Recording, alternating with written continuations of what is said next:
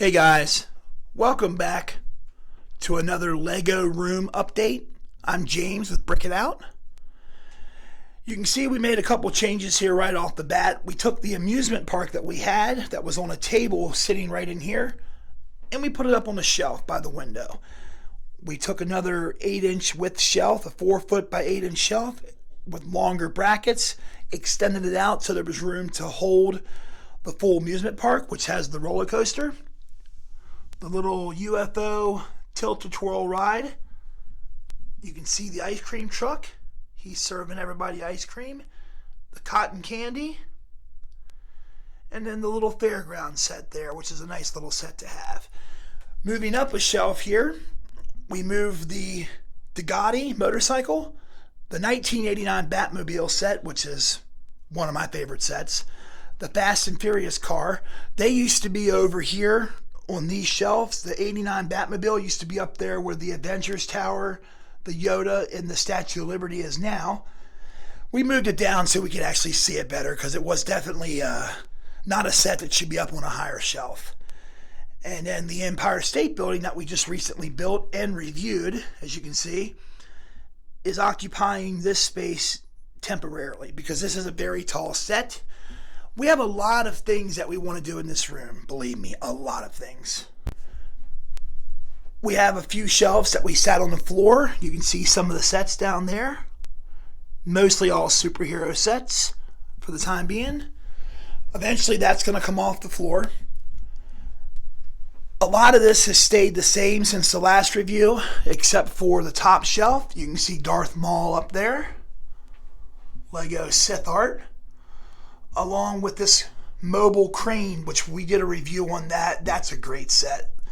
That arm and that crane extends out a lot further than the space that we have. There's the Ninjago boat from the Lego Ninjago movie, Destiny's Bounty. Wide variety of sets in here. We will eventually want to get all the Harry Potter sets up to a higher ground. You can see a lot of them there. We actually just did a review on this Lego Batwing, if you want to check that out. There's the Nintendo along with the TV that comes with it. And then there's some Mario sets there. Bowser's Castle, Toad's Adventure, and then the starter set, which we're also going to be reviewing those. We actually have several more of those sets to build. Some of the attachment sets that you would put on there. Going over to this side of the room, you can see we have a lot of big Star Wars ships on the bottom, as well as a lot of Lego Lego Batman sets, the Scuttler, Arkham Asylum, and you can see these sets up here. These are definitely ones that belong up on the top row.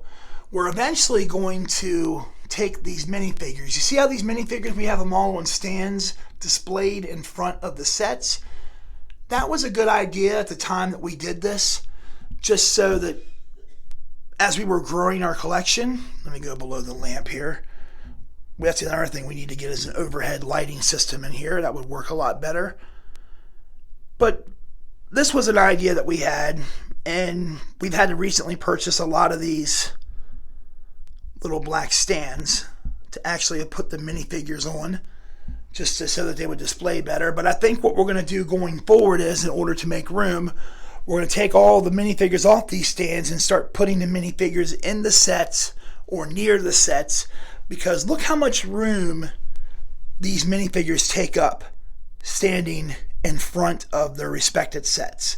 We'll be able to put a lot more sets and be able to fashion them in a better way to be able to display them where they're seen better. The Star Destroyer, which is the smaller one from 2016, I believe, and the Kessel Run Millennium Falcon and the Force Awakens Millennium Falcon, they don't belong down on a shelf like that. They need to be up higher. So we definitely still have a lot of work. But I just wanted to kind of take the time to show you guys the little bit of progress that we've made already here in the Lego room. I wish we had more space, but for the time being, this is what we have.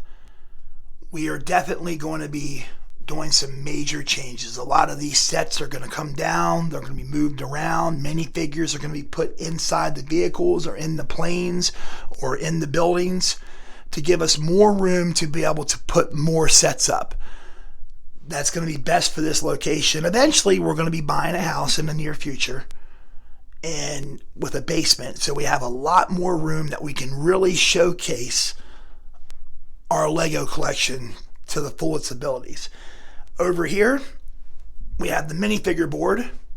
These minifigures over here, as I said in a previous video, these are either exclusives, ones that were rare or promos, or they were ones that we already had in sets, like we would buy a second set for a good deal. Typically, we started out making this shelf here DC. The next shelf over here was going to be Marvel, mostly Marvel on there now. This next base plate is going to be, or is, Star Wars. This was going to be the miscellaneous. And as you can see, we still have 2 base plates there that we're going to stick up here.